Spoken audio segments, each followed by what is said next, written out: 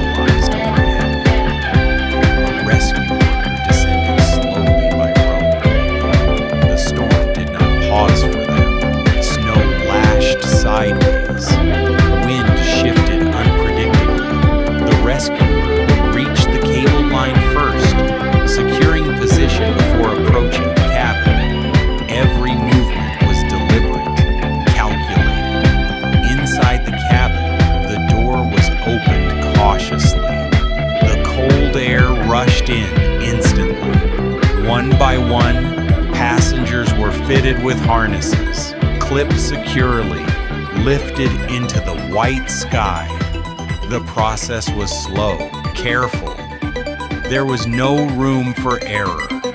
Below, the valley remained invisible. Above, the helicopter fought the wind relentlessly.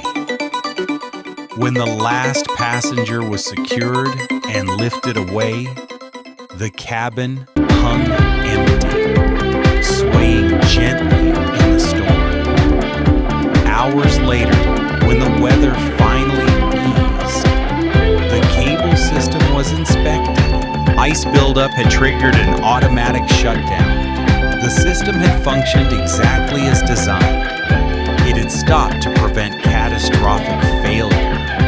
But for those inside the cabin, suspended above nothing but fog and wind, design meant very little in that moment. They would later describe the experience the same way, not as chaos, not as terror, but as silence. A strange, heavy silence in the sky. A reminder of how small a human being feels when suspended between earth and storm.